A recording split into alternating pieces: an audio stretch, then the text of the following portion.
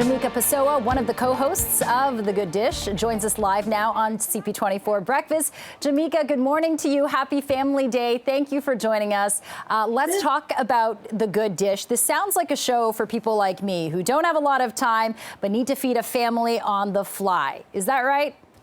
Absolutely. And we cover the full gamut. It's even if you're single, and no matter what your lifestyle is, we always answer the question, what's for dinner? So, of course, all of us on the show, myself, Daphne, and Gail, we're all moms. So we are in your boat trying to figure out. But it's easy recipes, affordable. We do have the hacks, all those things on TikTok. Do they really work or not? We test them out for you. So we really try to take off all the pressure, and we cut straight to the chase with all of the great recipes you need and love. Right, that sounds so useful, because oftentimes you watch cooking shows and you get mesmerized by how good the dishes look, but then you see the list of ingredients, they're doing all these culinary tricks, and you're like, nah, I can't do that. But with this show, it sounds like you're really getting hands-on, and the episode tonight is interesting because it features things that you can just basically make from out of your pantry, including something called pretzel chicken.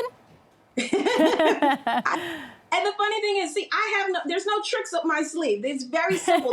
Everyone has those crushed up pretzels in the back of their pantry that they forgot about. You bread your chicken breast with that. You take it to a whole nother level. And it's little things like that. We elevate simple things. You're like, oh, I would have never thought of using that. That's what we do on this show. We just take it a bit further so you can dazzle your friends and impress everybody even more so at the dinner table. Right, and if you don't have pretzels, maybe substitute with goldfish crackers, right? Plenty of those just lying on the floor of my cupboard. Maybe that's not. Absolutely.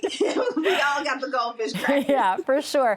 Jamaica, let's talk about your personal culinary journey. Look, you're no stranger to TV. You've had so much success on the Food Network, but I was fascinated to learn that your background is actually as a corporate executive. So tell us how you came into being a chef and what inspired you. I mean, the long and the short was that I got into corporate America and I had all of these big hopes and dreams. And I was like, wait a minute, we're still having meetings about the same meeting we just talked about. Like, it was just so repetitive for me. I was like, this is not, I didn't feel like I could thrive. I wasn't fulfilled at all. And I know a lot of people are probably feeling that way right now. And it was a matter of, in an instant, is this how I want to live the rest of my life? And I was like, no, I always loved cooking. Growing up with my grandmother in the Caribbean kitchen, she had me right on her arm cooking with her. And I was like, this is what I love to do. And I give people the best of me. Entertaining, cooking, and feeding people is where my heart is. So I was like, forget this corporate thing, set all of that aside and took the biggest risk of my life, culinary school, started my own catering business, and then television came. So from the boardroom to the kitchen to network television, I'm like, that's a pretty fun ride, I would say. Yeah, absolutely. And I would say it's utilizing all of your skills. Jamaica, you describe your cooking style as Caribbean heat meets Southern sweet. I see that you've got some delicious looking dishes on your counter. I don't know if we can pan down, but maybe tell us about what you have this morning. I see some shrimp. Ooh, that looks great. Here's the crazy thing. My parents are from Jamaica and Trinidad, but I'm born and raised in the South. So that's where that Caribbean heat is Southern sweet. And right now I'm showing you, I'm going to elevate that regular shrimp cocktail that you're like, oh, this is great. But I'll show you how to do even better with Moroccan spices on your shrimp. So yes, you have the full gamut. All those spices are in the back of your cabinet, like the coriander, the cloves, the paprika, the ginger. Combine all of those with a little olive oil, put them on a preheated sheet pan, and this is how they come out. 6 to 8 minutes, you can have Moroccan spiced shrimp. And then the sauce is so simple. Cocktail sauce is it's a ketchup, harissa paste. If you've never seen that, that's a North African hot sauce. You Google it. You can find it in many stores. A little horseradish and lemon juice, and this is what you come up with. So yes, the elevated shrimp cocktail, Moroccan spice. Wow. Impress people for dinner tonight. Oh my goodness, I'm getting hungry already. Oh, it looks fabulous. Jamaica Pessoa, thank you so much for joining CP24 Breakfast. We'll be catching your show on CTV 4 p.m. Thank you again, and good luck with everything. Congrats on all your success. Take care. Thank you so much. Well, since emerging on the scene in the early 2000s, multi-platinum singer-songwriter Fefe Dobson has amassed a list of accomplishments It's, well, we should say Canadian, it's a kilometer long. She's a multiple-time Juno Award nominee and has shared the stage with pop icon Justin Timberlake, written hit songs for Miley Cyrus and Selena Gomez, and even played the iconic Tina Turner on the NBC series American Dreams. This week, Fefe is releasing brand new music, her first single on a commercial level in 8 years. And here to tell us more about it is Canada's very own, Scarborough's very own, Fefe Dobson. Fefe, good morning to you. Welcome to the show. I know you're joining us from Nashville, Tennessee. So this is exciting. I loved your music back then, listening to it. Bye Bye Boyfriend. I had it on repeat. And now this new single, Effin' in Love. I can't say the whole thing as you might sing it. It's a morning show, but I think we get the point. And you wrote this song actually in 2012, and it was about your then boyfriend, Yellow Wolf, now your husband, who you married recently. And you love writing about love. So tell us what we can expect from this one.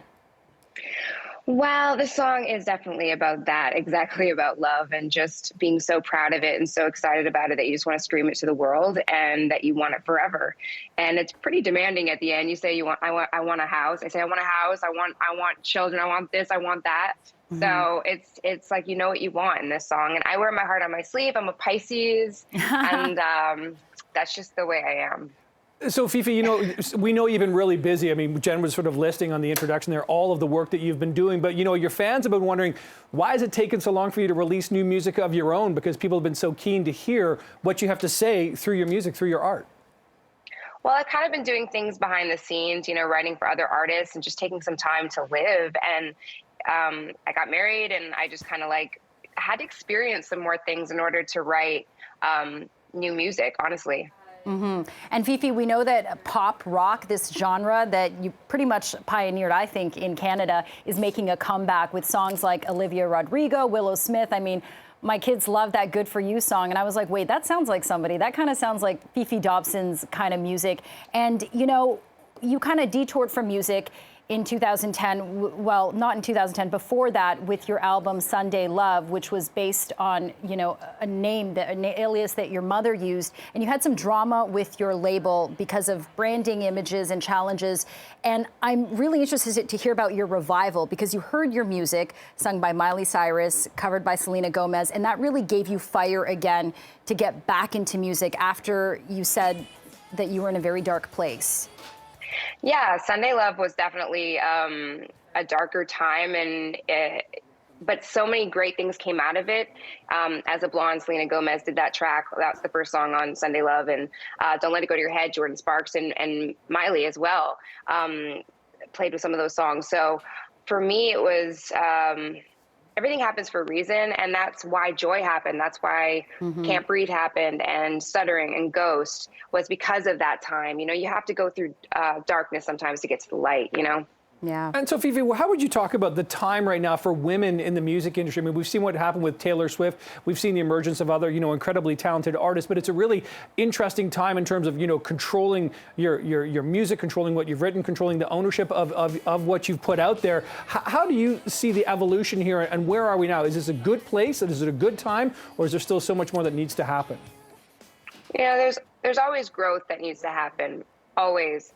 But I love seeing women come together. I feel like women should celebrate each other, and I see a lot of that right now.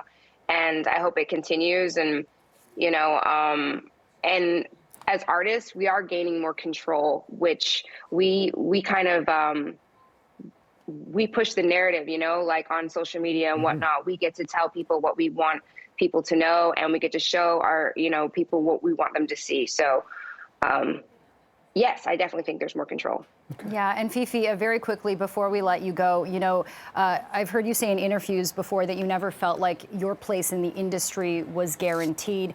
Curious to know why you felt that way, and do you still feel that way today? I feel very positive, you know, like there's new music and a new single. I definitely feel like there's a place for all of us, and I'm very excited about the future. Okay, Fefe Dobson, we look forward to hearing your new single. It's out this Friday, February 25th. And of course, your untitled album coming out next spring. Thank you so much for joining us on CP24 Breakfast. Have a good day. Thank you for having me. To mark Black History Month, Toronto actor Samora Smallwood and activist is encouraging some dialogue on nuanced diversity. It's a term she created to try and move the race conversation needle past tokenism and flesh tone and focus on progress and partnership versus pettiness and partisanship. Let's welcome Samora to the show to dig into this further. Good morning. Good morning. How are you? Great. Let's dig right in. I like this term, nuanced diversity. The thing with nuance, Samora, is that, it is required. We know that for any meaningful, productive dialogue that's going to lead to action and change. But nuance, it's kind of the enemy of the fast food, digital, distracted culture we live in now, right? I mean, a lot of young people have the attention span of like a hummingbird on a Red Bull. It's really hard to get them to sit down and actually focus. That, that's a tough square to circle right off the bat, isn't it? I guess so. I mean, it's really true. With TV and film, I'm in the industry, so I'm watching films and TV shows all the time. So I'm happy that my attention span has not been affected, but we are in the TikTok world of shorter content. But I think a lot of groups of young people and people at the forefront of the work for equity, inclusion, and diversity are having those conversations about moving the needle forward, because it's been 2 years of meaningful conversation after the global uprising, after the murder of George Floyd, where everyone seemed to wake up a little bit and say, okay, there's a real problem. This isn't just in people's imaginations. And the gaslighting of underrepresented communities started to dissipate. So for me, it's really interesting to talk about nuance in our diversity, because if we continue to just check an oversimplified diversity box, tokenism, as you mentioned, I don't think that we'll see the authentic representation that will resonate with people around the world. Mm-hmm. Understood. It's also sometimes getting harder to have an adult conversation about race and diversity and gender and identity when it almost always these days seems to, come into the public square attached to, the culture war, tribal politics, and then it's sometimes weaponized as well. Kind of like a woke protection racket. If you deny diversity education like critical race theory, you're a racist. If you participate in it, some people think they're being punished for the sins of the father forever. That's very polarizing, and that's kind of a tough hill to climb too. Yeah, I mean, for sure. I think one of the great things that we can perpetuate in the dialogue about it is that anyone who wants to be an ally, when you talk about the sins of the grandfather, is understanding that no one is blaming anyone necessarily for the way things are if you are committed to being an ally and listening and educating yourself. So I think just being curious about the way things are and realizing that as a united front, we're a lot stronger. So what I'm seeing in our industry with our allies is a commitment to wanting to move the needle forward with diversity. I'm a Canadian Screen Academy member. I'm also nominated this year for the first time. Congrats. And it was a really, thank you. It was a really emotional experience voting, because there are so many emerging filmmakers, female filmmakers, BIPOC filmmakers being recognized for their work this year. So I think there are people who are moving that needle forward. But when it comes to nuanced diversity, I think the most important thing is to realize that when you invite people from those underrepresented communities to the table, you'll see more authentic storytelling. Right. And when you move away from kind of the broad strokes of diversity, in terms of, well, we need a Black character, we need an LGBTQ plus representation, it gets sprinkled on at the last moment in what feels like not in a real way. And then when you talk about mixed race people such as myself, any people who don't neatly check a box, that's where the nuanced diversity piece becomes really important. And I think that's the future of the conversation and the momentum going forward, for sure. Yeah, so more, just a couple seconds left. Kings of Napa, we just saw some scenes. Look, you've had a great career, muscular roles. You've been involved in so many progressive issues in your acting and activism. This is sort of where social justice and showbiz intersect, right? This role must be, ranked pretty high for you in terms of your professional and your personal goals.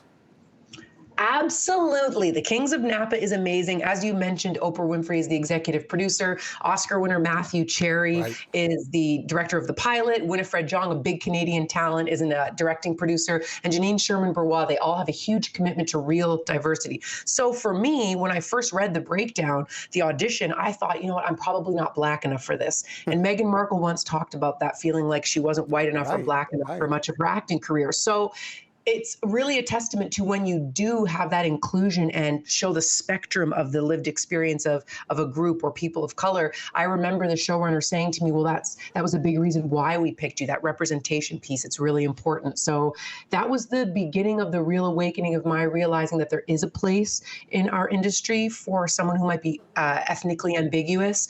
Right. And the nuanced diversity is very, very important in terms of representing the nuanced realities of our lived lives. Samora Smallwood, congratulations on the nomination. This great show. I encourage everyone out there to look you up online, because there's a lot going on beyond just the acting. There's so much activism. Top down, bottom up, middle out. You're doing a lot to make some really progressive change, and I thank you for that. Well, as we were saying, healthcare has been top of mind throughout the pandemic and will continue to be a topic of much debate heading into the provincial election coming up in early June. Today, the Registered Nurses Association of Ontario will have the ear of politicians at Queen's Park as they lay out their priorities at the RNAO's annual Queen's Park Day. CEO Doris Grinspan joins us now live on CP24 Breakfast. Doris, glad we got our sort of audio connected again here. You're calling your presentation Ontario's Nursing Crisis. Just how bad is it?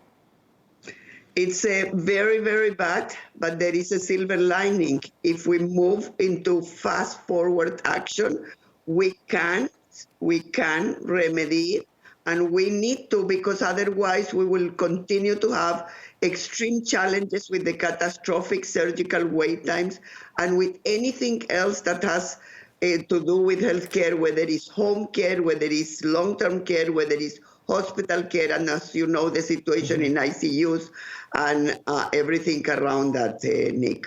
So, Doris, what does that rapid action look like, and how much of it is tied to Bill 124? So Bill 124 certainly is a sign of it, and we do hope the Premier will take the opportunity to announce the repeal and never again doing such a bill on nurses, but also has to do with everything that has to do with retention. So compensation is definitely one of the aspects to do with retention. Workloads, Nick, is the second one.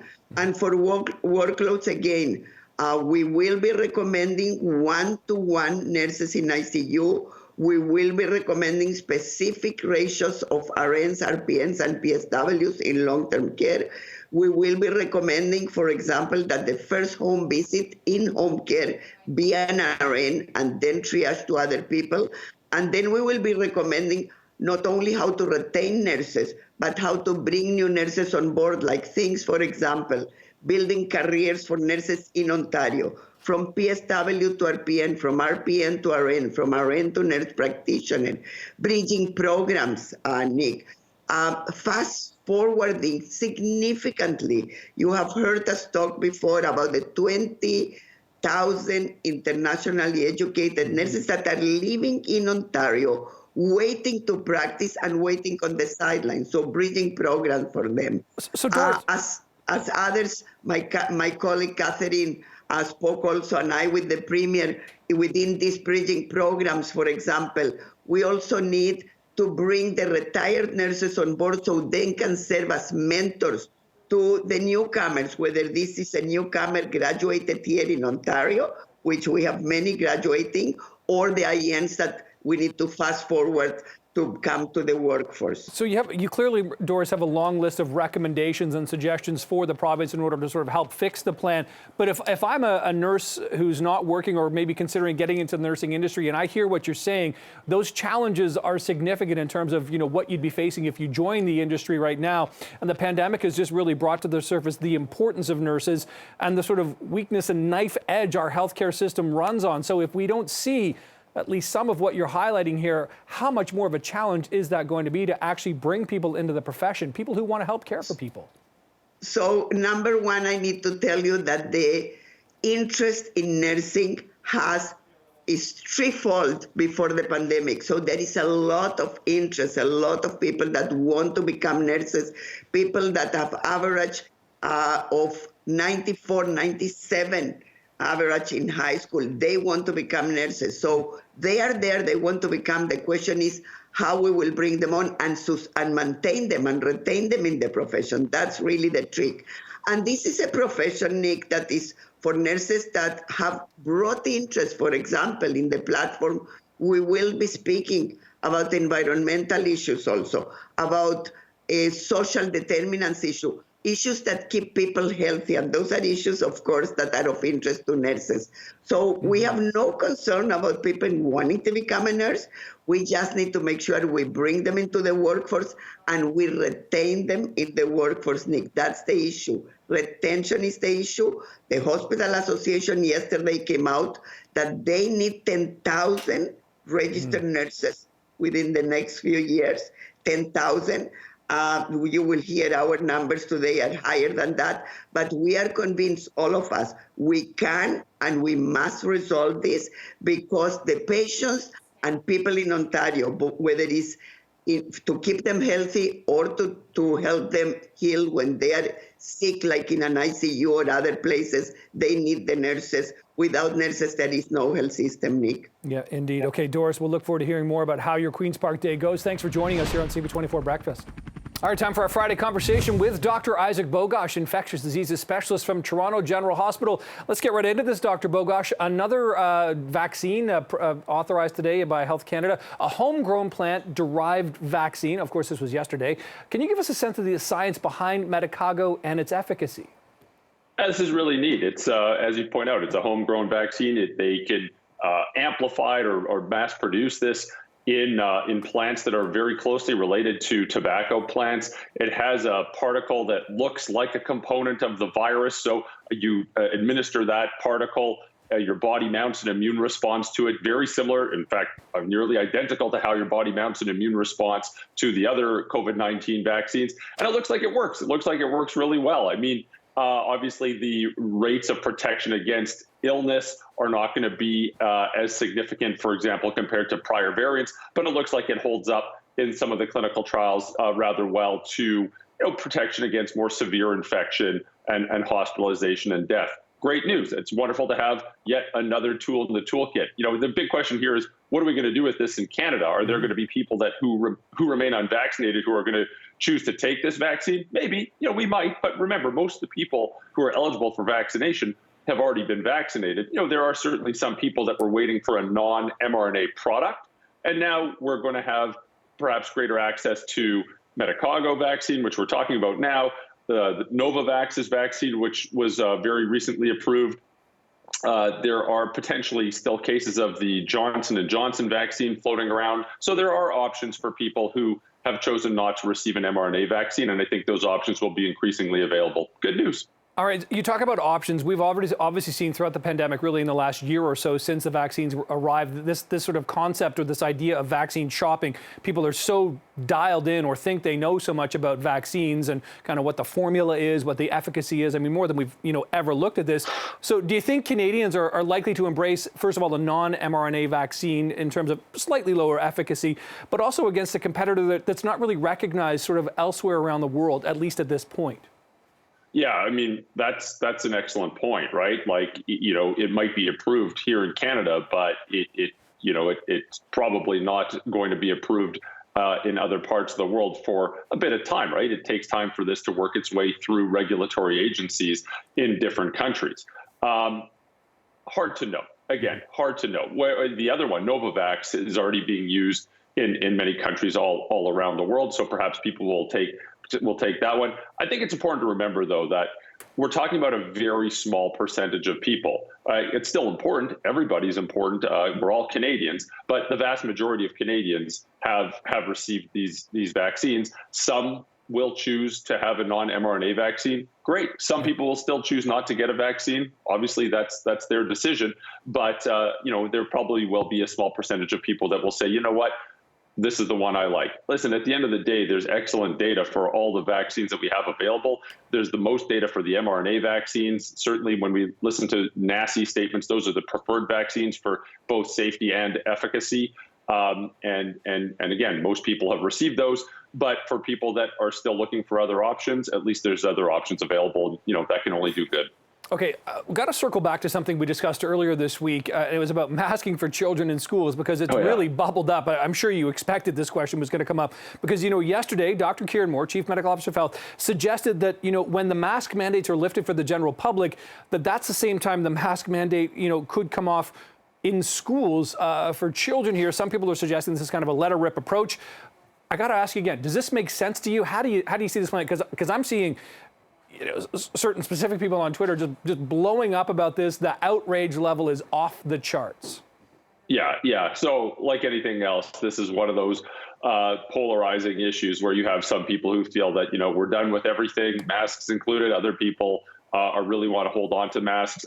Listen, at the end of the day, I think it's important that the public health measures align with the current threat. And I don't have any issue lifting many of the public health measures as our public health threat recedes. But masks, I think, this is my opinion, and I appreciate there's people who feel otherwise, but I think masks would and should be the last one to be lifted. I think it's still very reasonable to keep these on for the time being, not just in schools, but also in the general public. And I think we should keep them a while longer until we really do see a really significant reduction in COVID-19 in the community. Remember, it's still winter. There's still people gathering indoors. This is where the virus is transmitted primarily. We've got BA2. There's a lot of uncertainty in the months that lie ahead. Of course, we can acknowledge that things are doing so much better now than they were weeks, 1, 2, 3, 4 weeks ago.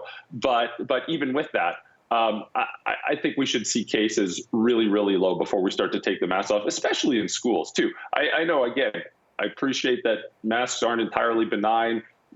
They impair verbal and nonverbal communication. They're annoying, and many kids and many parents don't want their kids to wear them. On the other hand, hey, you know what? School is for everybody. There might be some kids who are more vulnerable going to those schools. There might be kids who are going home to a vulnerable family member going to those schools. And yes, masks certainly aren't perfect, but they do help a little bit. I would keep them on until rates in the community are a little bit lower before lifting them. Okay, certainly appreciate getting your take on that yet again this week, Dr. Bogoch. That does it for my questions, but lots of viewer questions, and Jennifer is handling that for us this morning. Jen. Hey, Nick, thank you. Yes, good morning, Dr. Bogoch. We certainly have a few viewer questions. Hopefully we can get through most of them. First question this morning coming from Brenda, who would like to know, is there a way to confirm a couple of months later if you've had COVID? We had mild symptoms, and at the time it was difficult to get the rapid tests, and the medical authorities said, assume you have it and isolate. Yeah, it's going to be tough, right? So theoretically, you can get an antibody test. But of course, the antibody test tests for a couple of different types of antibody. One antibody tests for the same antibody that the vaccine exposes you, would help you produce. So that wouldn't be helpful if this person has been vaccinated. There are other antibody tests that test for an antibody that you could get just from the infection and not from the vaccine. But again, it's hard to rely on those because they're not perfect. But certainly if someone has been vaccinated, there are antibody tests available that could theoretically distinguish between infection and vaccination-related immune responses, and that would be your best bet.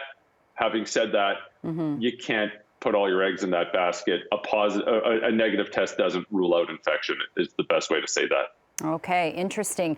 Dr. Bogoch, next question comes from Maria, who would like to know, I got my booster, Pfizer, in December. Do you know how long its efficacy lasts against serious symptoms from COVID-19? Yeah, it's hard to predict the future, but it's still lasting. So based on what we know to date, those second doses and third doses have very significant protective effects. And those protective effects continue to this day for people who have received those doses. This is being followed very, very closely with time. And of course, we have to be careful because we're dealing with an Omicron variant and we don't want to extrapolate exactly from other variants of concern. But to date, those vaccines are still holding up in terms of protecting people against severe illness. And it's likely that that will hold up for months and months to come. But again, we're learning as we go, especially with this. Expect changes in policy as new data emerges. And this is one of those areas that's being followed really closely so you have good data to drive sound vaccine policy in the future. Okay, that's comforting to know. Dr. Bogoch, last question today comes from our viewer Kirk, who's a little concerned about indoor dining. Kirk asks, are the elderly, 80 plus, more likely to be exposed to COVID-19 if they go to restaurants after March 1st, when vaccine passports are no longer required? Yeah, you are. A little bit, for sure. So, let's remember, the vaccine certificate system is 2 doses, not 3 doses. 2 doses certainly protects the individual from more severe infection. It doesn't do a lot to protect the individual from getting the infection, but it does to a little bit of an extent. It also doesn't do a ton to reduce the risk of transmission of COVID to other people. It can do it, but just not to the same extent as it has in the past. So, yeah, I mean, let's be clear. Obviously, 2 doses isn't perfect. Neither is 3, but 3 is better than 2. But 2 doses is still better than nothing. So, these environments will be at a little bit greater risk for COVID introduction and COVID transmission. Having said that, you also have to factor in that the vast majority of people in Ontario have received 2 doses of a vaccine. And that's extremely comforting. So by just sheer probability, most people in those restaurants, depending on where you are in the province, will be vaccinated. And in fact, most people in Ontario have been vaccinated. The other thing to remember, too, is if trends continue along the lines of where we're headed, the rates of COVID in the community are very low as well. So the risk is never going to be zero. And that's extremely important to remember. The risk is never going to be zero, but the certificates help a little bit. They just don't help nearly as much as they would have in the past. Right, and I'm sure with the way that Omicron is spread, a lot of people also have some natural immunity as well. Okay, Dr. Bogoch, that does it for our time this Friday. Hope you have a great weekend. Thanks for joining us, and we'll chat with you next week.